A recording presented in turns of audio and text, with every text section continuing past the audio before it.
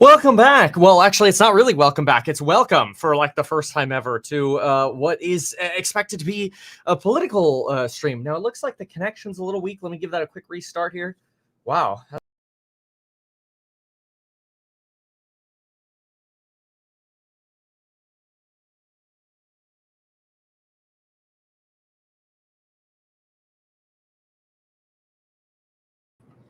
There we go. Sorry about that. All right, that's much better, or should be much better. All right, welcome to the first political stream. So, what I really want to do here is try to provide a breakdown of what's going on in our world from a political point of view.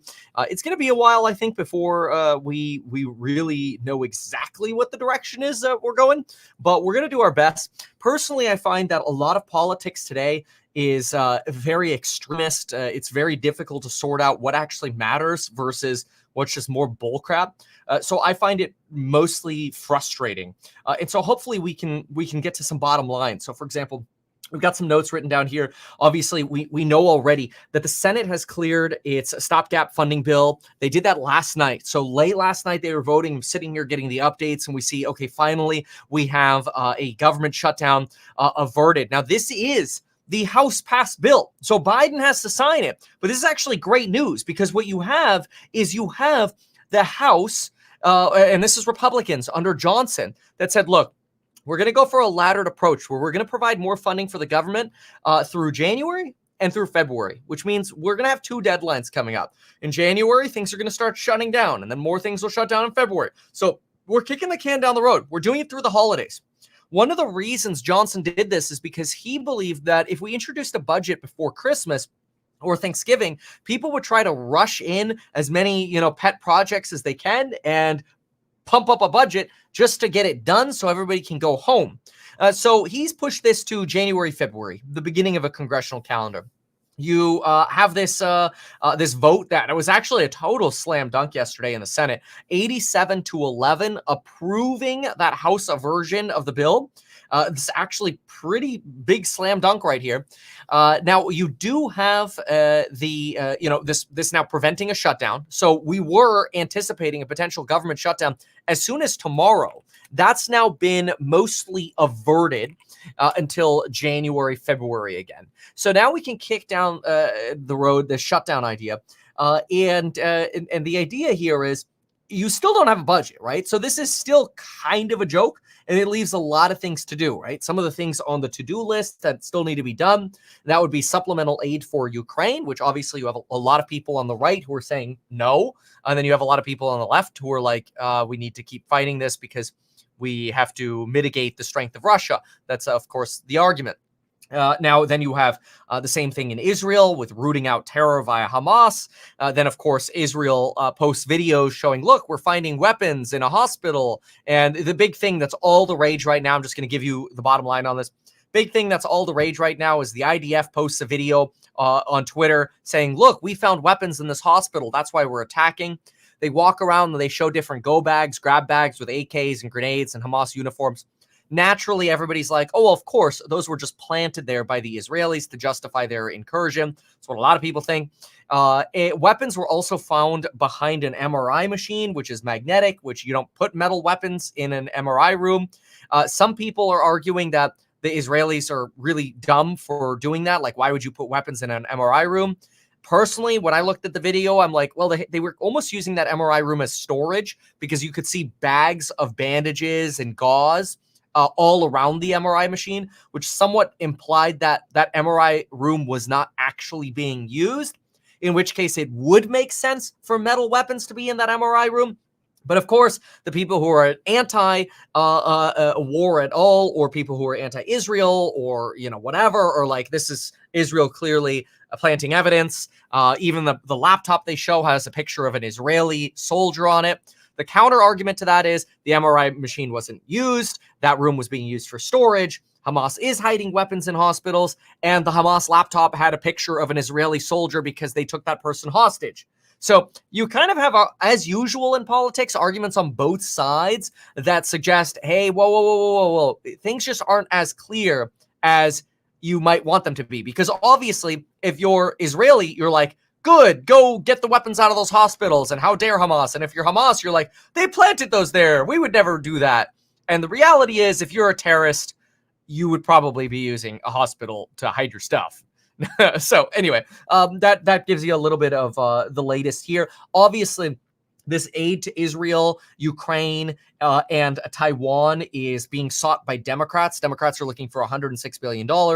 Republicans are willing to give about $14 billion strictly to Israel and nothing for Taiwan, Ukraine.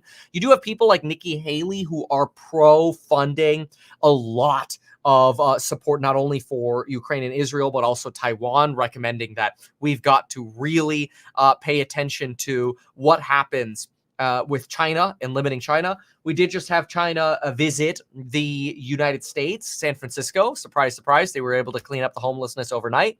When I ran for governor in California, I promised that I would clean up all of the homelessness in the entire state of California within 60 days. They just cleaned up San Francisco, the mecca of homelessness, in like a weekend. I knew it was possible. That was proof. That was all the proof we needed. However, both of them, you have both Biden and Xi Jinping suggesting really a hope for relaxed hostilities, relaxed priorities between the two. That even though Xi Jinping is a pro unifying with Taiwan, he completely has dropped this idea of using force, at least in his verbal discussions, and they're acknowledging that the U.S. is beating him up with tech restrictions. You had Alibaba get whacked complaining about how they're not going to spin off their cloud unit because of tech sanctions against chips, limiting their ability to increase revenues. This is hitting China's economy. That's the purpose of it. That's the way the United States uses economic powers to shape the narratives of what the United States wants or sees best or most important. Relations have really, over at least the last few days, struck a bit of a softer tone, with potentially the U.S. and China seeing this like the quote that keeps coming up is managed competition. Is how can we manage the relationship between the U.S. and China, while of course the United States taking hits on China taking hits on the United States. For example, Biden calling Xi Jinping a dictator was something that went viral on Twitter. Usually, as is general, we kind of stop at the surface level here, and this implies that the United States hates China. Biden walked this back and suggested, well, look, I was just saying it because it's true. Like, he's the leader of a communist party. The leader of a communist party is a dictator. So definitionally correct, but it does come across as a slur in America. Anyway, so a lot of representatives and Congress folks are happy to be able to go on their vacation now without any kind of delayed negotiations. A lot of Americans are frustrated by that. That first of all, we have crooks in office, like the representative George Santos. George Santos announcing that he doesn't plan to run for re-election. Just the fact that he's been in office for almost a year now is pretty disgraceful, given that it's pretty obvious that he's an alleged fraud, but it's pretty obvious. Like, this isn't even like, oops, I didn't even know. This is like, no, you're just a scumbag. Like, his internal staff has already, I'm pretty sure it was his campaign finance director, I believe, pled guilty. Let's verify this. Here it is. Yep. Former fundraiser for George Santos pled guilty Tuesday to a federal wire charge, admitting he impersonated a high-ranking congressional aide while raising cash for George Santos. Sam Mille was caught soliciting donations in late 21 under the alias Dan Meyer, who was the then chief of staff for McCarthy. So basically pretending to be McCarthy's chief of staff, raising money for George Santos so he could get elected. Mille was 27 at the time, has been indicted on 4 wire fraud charges and 1 count of aggravated identity theft. He's scheduled to be sentenced April 30th. Hey, that's after SPF. Wow. Who is it? What's his name? Trevor Milton. Trevor Milton, he has his sentencing, I believe, 2 days before the cyber delivery event from Tesla. So that'll be this month. That'll be very interesting. Total fraud for George Santos is expected to be somewhere around $100,000 from Melee directly. Melee is expected to pay about $109,000 in restitution, forfeit about $69,000, and ultimately make around a $470,000 payment to a campaign contributor. Wow, this is it's going to take him a while to make those payments unless he's got lots of money. But anyway, so again, Americans are rightfully frustrated with how our Congress acts, now cheering that they're able to go on vacation, while leaving basically a kick the budget down the road kind of bill in place. It's called a continuing resolution, which is now on Biden's desk to be signed. It is, though, impressive to some extent, many are saying, for Speaker Johnson to be able to, so far, without major hurdles, get these resolutions done. So far, people seem to be supporting the Speaker of the House. And there are some other bills as well that Johnson has gotten done, including that $14 billion aid package and cuts to IRS funding. However, Democrats aren't going for that one, so that one's gone nowhere. So we'll see where that goes. Republicans, a big thing right now is pushing for cuts to the additional IRS funding. That's something that a lot of people see as a priority, mostly because Americans also, at the same time as sort of the high inflation that we've been facing, are frustrated under the thought that how at the same time as all of this inflation caused by excessive government money printing, can we now jump into this more aggressive tax collecting effort by the IRS? It feels like double bad. So a lot more frustration here. So Donald Trump arguing that he and the president of China, or PM, had a deal to criminalize the manufacturing of fentanyl with the death penalty. However, Donald Trump arguing too bad because he didn't become president. This is something that Trump now focusing on. This is a big argument from Trump, especially since over 99% of fentanyl that flows into the United States, maybe like 98.9%, flows in through the Mexican border. A lot of this expected to be manufactured in China, or a lot of the components expected to be manufactured in China, and then shipped overseas to Mexico, where then it filters through the loose border that we do have. Of course, that is becoming a priority for both Biden and Donald Trump to increase funding for the border and increase controls at the border, since clearly, it's obvious. Everybody knows right now, in at least the national polls that we do have at the moment, Trump is pulling ahead in most of them. Marquis just posted another one, 52 Trump, 48 Biden, Trump with a 4-point lead. You've got general election, Haley versus Biden. I thought this was very interesting. Fox News, Haley versus Biden. Haley wins by 11 points. Whereas in a Fox News poll for Trump versus Biden, we're at a 4-point lead for Trump versus Biden if you get a Trump verse. So if you get Haley versus Biden, Haley might win. But it doesn't seem likely that Haley would end up winning against Trump. So that sort of matchup is relatively unlikely. Yahoo News sees Trump with a 2-point lead. Trump 44, Biden 42. The general election polls are very interesting. Economist, YouGov. Economist hates Trump, and they've got him polling 1 point ahead right now. Morning Consult has him 1 point ahead. Rasmussen actually has Biden 4 points ahead, but that's rare to see that right now in the general. General INI and TIP, you've got Biden 2 points ahead. CNN has Trump 4 points ahead. And CBS has 3 points ahead for Trump. Now, obviously, these are just polls, so you have to take them for what they're worth. Donald Trump, of course, regularly is now retweeting the polls, especially the CNN ones that show him in the lead, or basically any polls that show him in the lead. This is very normal for any candidate to do. But it is funny that the CNN and Economist polls, were generally anti-Trump, I think we could say that fairly, are pretty anti-Trump, and then yet ironically showing Donald Trump in the lead. Where's our gain the lead button? Do we have it? Gain the lead. Yes, we do.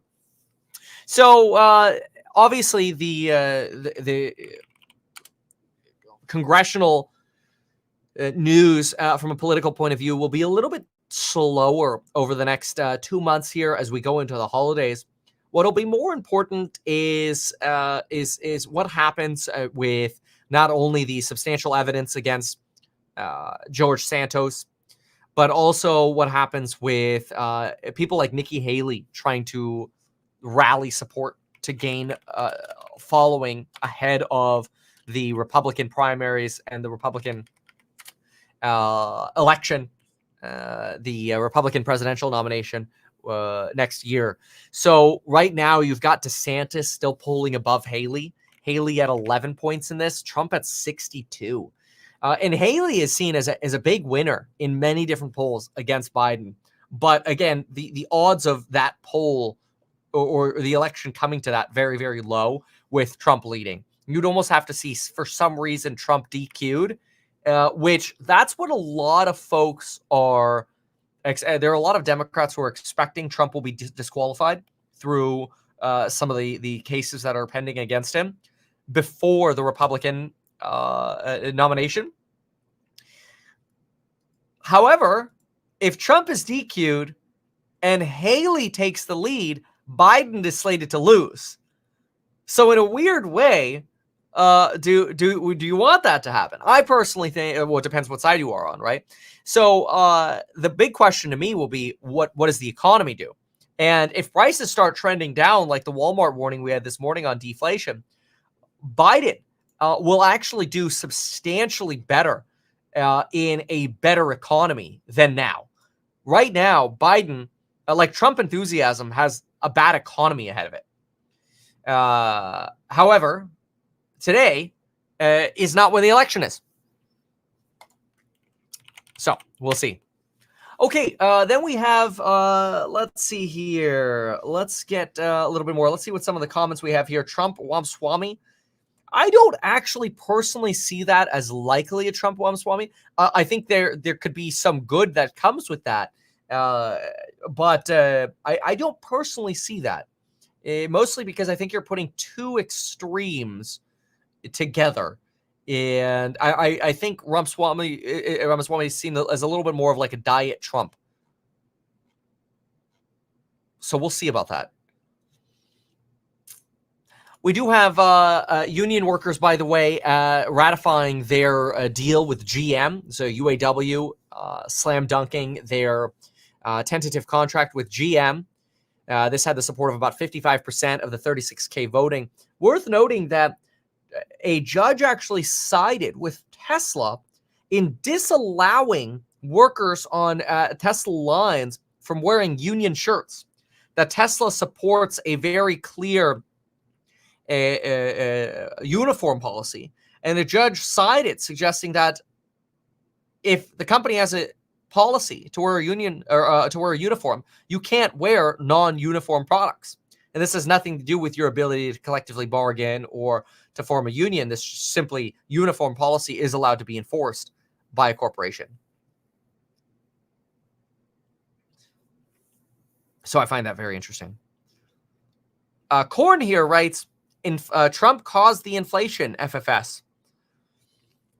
I think you could argue that inflation was caused by both administrations, right? You had obviously a very bipartisan support of money spending in the CARES Act with the additional $600 stimulus check package in December of 2020. So you had your April of 2020 spending, your December 2020 spending. Biden did enter in 2021 and slam dunk with the $1,400 with additional spending, the extension of the child tax credit. You also had the Inflation Reduction Act and the CHIPS Act, both which are massive spending for manufacturing. So there's been a lot of spending by both sides, as well as the tax cuts carrying over from 2018, contributing to greater budget deficits. So you really have spending on both sides.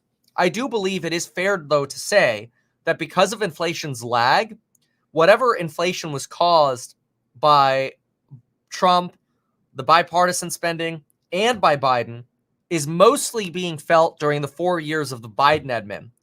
And that we're starting to see that inflation roll over, at least the growth in price increases. And come 2025, which is when the next president or the same president is in office, you are going to be in a place where inflation will probably be mostly solved. So most of the pain of inflation is happening during the Biden administration. But again, if that pain goes away pre-election, is it possible that that is something that if voters feel better come next November, which is a year from now, a lot can happen in a year, then maybe maybe Biden's negative economic performance can be or will be forgiven by some. I want you to see the lag though of where we sit with CPI coming down. So we're going to show that on a chart here in one moment, and look at consider when most of the spending was. 2020 and 2021 is when most of the spending was. So let's draw this out. So we're going to draw that most spending would have been here and here. This was when most of your spending was. Okay, so what's our lag between those two? Let's take an average. Let's go in the middle here, and let's go from the middle to the peak. Okay, that would be summer of 2022 or 2020 to the summer of 2022. That's a 2-year lag. So where do we sit now? So if we say 2-year lag, drop that right here. Call it 18 months to 2 years, right? Where does that put us now? Well, if peak is here, that means 18 months equals January 24. 24 months equals summer 24. This is when we could have deflation, right? If that's when you have deflation and the election isn't until November, deflation could be in full swing by election time. So all of the polls today worried about who's going to win this election need to consider that Trump versus Biden is going to come down to what the economy is doing then. Remember, it is, quote, the economy, stupid. Jackie writes, inflation literally skyrocketed right after the Biden inauguration. Well, we could see the Biden inauguration right here. So what you're saying is correct. The implication of what you're saying is not clear, because you could say that, oh, well, Biden got in and inflation started skyrocketing. Okay, that might be true. But does that mean Biden caused it?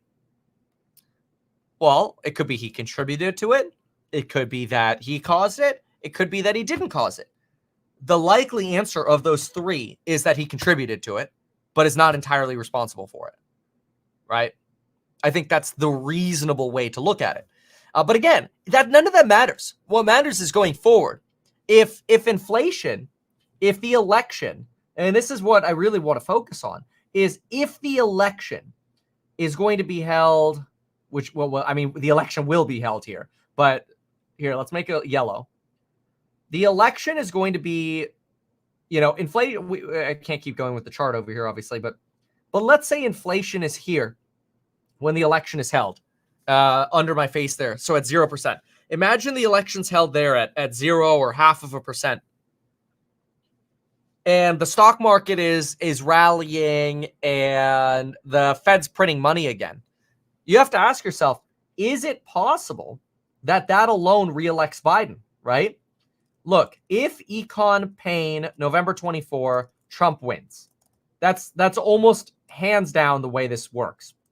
Okay, but if and this includes, I'm going to say, because this is important, this includes massive unemployment, right? Trump will win. Because what will happen? In massive unemployment, people are going to blame immigration, and people are going to look to someone to save that. Immigration will be blamed. That's bluntly apparent. Now, if economic boom, November 2024, more likely Biden win. And this would mean less unemployment. I shorten that as UI. I know that stands for unemployment insurance. And higher stock, lower prices at stores. Higher stocks in real estate, mind you. Real estate as well. Okay. So take a screenshot of that. I think this is a very clear guide that I obviously will revise as we watch this closely, but I think this is a very clear guide of where we could be heading. Yeah. Jittery Hobo says, Joe shut down energy production in his first week. This is true. Shutting down the Keystone Pipeline was not very popular in a period of time where we are going into massive energy uncertainty thanks to a war with Russia.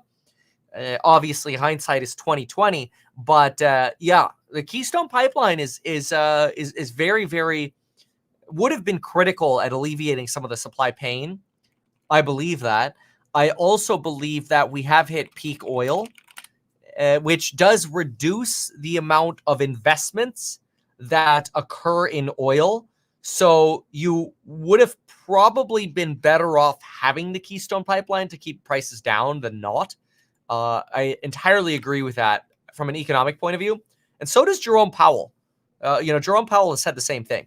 Now, do keep in mind, because of concerns about manufacturing, you have and a real slowdown potentially on its way. You have Brent now down at 77. Usually you start seeing oil price cuts around 75. Supply cuts, which could push oil prices up. But another thing to consider here is, oil high, like I would say over 90 is probably a trump card, right? So if let's make some room for this here because we're just writing too much here. If you have oil high, you're here at Trump, right? If oil drops by election time to $50 a barrel, you're Biden. Again, I honestly am so freaking in the middle in my opinions that I'm not here to tell you who I want or what I want. Honestly, I have trouble figuring out what I want. I'm trying to look at this from an economic point of view. What is going to support which candidate? And it's very clear that economic pain and unemployment and high oil will all support Trump. Whereas a strong economy, stable unemployment, and lower rates and lower oil will all support Biden. Do you think the green solar EV market would be in danger if Republicans win? This is a very good question, Phil. And no, I actually don't. Now, here's an irony. You want to know an irony about electric and solar and all of that? These are heavily subsidized industries. So the question is, could companies like Tesla or Enphase suffer even more than they already have if a Republican gets in? There's an irony here when it comes to politics. So first of all, I think the answer is no. Second of all, why? Why? Because if you say, like a Republican takes over and they take over with a 30% tax cut for solar, a Republican that comes in and says, we're killing the solar subsidies, what are they doing? They're raising taxes. They're raising prices. Highly unpopular. So the way our country is dysfunctional is that Democrats spend the money, then people get pissed about the budget, elect Republicans, and then Republicans keep the spending because they promise not to raise taxes. So it's like this very perverse, constant money spending. A question here or a statement: if the economy recovers, prices won't drop. It's not necessarily true because remember, businesses want to grow. So prices drop when companies can become more efficient and they can sell more. And they do that by reducing prices. So what Kevin is saying that Republicans' House should just let the Democrats spend more. I'm not saying that's what they should do. I'm saying that's what happens. It's when Democrats have full control, like Biden did for the first 2 years, they spend. Republicans promise to cut, but cutting then turns into, oh wait, but that would be a tax increase and we want to lower taxes. So they prioritize, cut spending on IRS, that'll be very popular. Spend more on maybe border security, that'll happen, and then tax cuts. So you'll actually probably see more tax cuts. Someone here thinks I'm 110% Republican. I mean, I guess everybody has their own POVs. But the Democrats need to let go of guns, taxes, and the speech police. You know, I think that Democrats are having to wake up to that reality of reducing some of the aggressiveness, especially against speech, because that is very unpopular. Both sides, as individuals, hate the idea of suppressed speech. RFK clearly has the momentum now. Well, unfortunately, I disagree with that based on just polling. I'm not saying he doesn't have momentum and support. Unfortunately, as an independent, the likelihood of him actually garnering any chance would be very low as an independent. That's because we have a two-party system. So it's very difficult. Now, what you hope as an independent is that you could become, maybe somebody's cabinet member, or that your ideas become supported. That's a hope.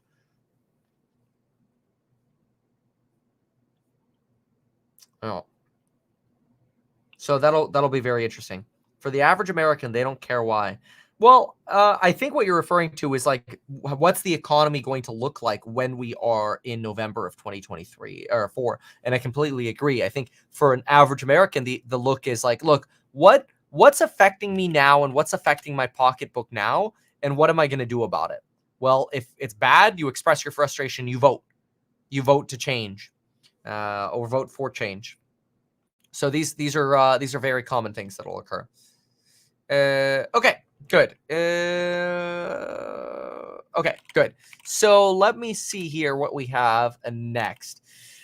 So let's see. FDIC scraps meeting amid scrutiny of workplace culture, right? There's some political drama going on about like misogyny at the FDIC. I mean, these are all things that should come to light if they're recurring. We're having a much more transparent society today. Let's see here. Of course, China opposes Biden's dictator remarks. No problem.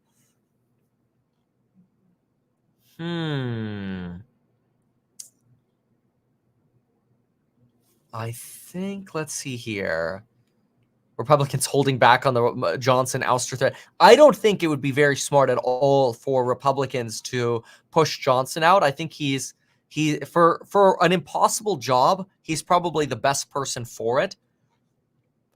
I think the Speaker of the House is probably the worst position you could be in a divided economy, because you have to negotiate deals with each side.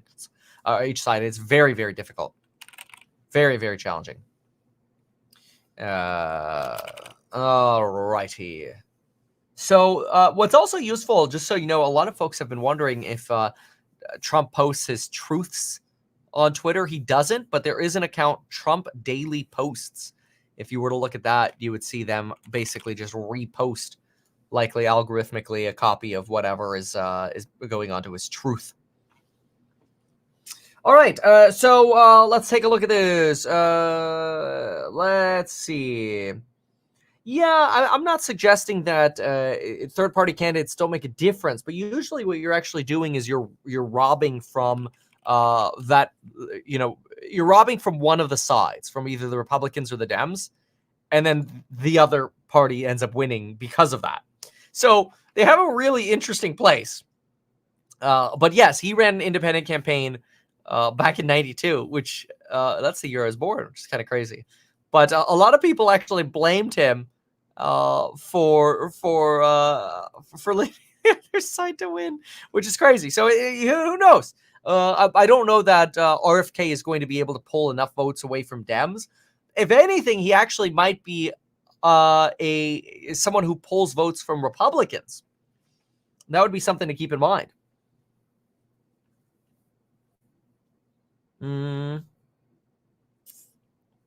So, okay. Well, that's pretty good for our first ever politics video.